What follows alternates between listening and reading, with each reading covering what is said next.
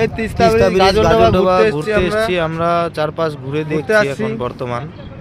কিছু লোক দেখা যাচ্ছে, এরই মধ্যে দেখা মিলে যাবে। এখানে একটা ছাপরি দেখা পাচ্ছি, আজব। আচ্ছা দাদা ছাপরি, আপনি এখানে গাজলডোবা যে ঘুরতে এসেছেন, আপনার কেমন লাগছে? আমার তো ভালোই লাগতেছে, কিন্তু আমাদের এই ক্যামেরাম্যানগুলো বাজে হাতে চলে আসছে না। তো ওই যে আমাদের দাদা আসছে, তো দেখিয়ে দিন। দাদা কিছু একটা ভাবছে।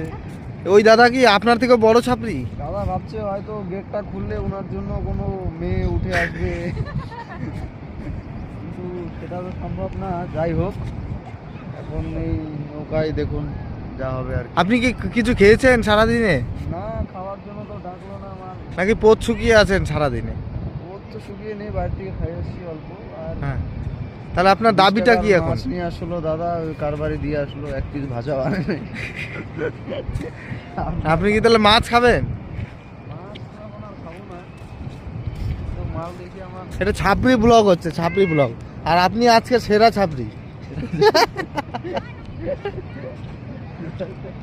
এই বিষয়ে আপনার কিছু বলার আছে, যে আজকের সেরা ছাপরি হলেন আপনি গাজলডোবায় এসে? ওইসব তো কিছুই না, ছাপরি বলে কিছুই না, সেটা মেয়ে দেখার জন্যে। হ্যাঁ, মেয়ে তো নেই বাড়া, এখানে লাল ফরেন দিয়ে দিল কি। আপনি একটু ব্লগটা বন্ধ করুন, আমি মুছতে যাবো। আপনি মুতবেন ছাপরিদা? বন্ধ করুন, বন্ধ করুন। আপনি কি বাড়ি থেকে মুতে আসেননি? মুতে তো এসছি, আরও চেপে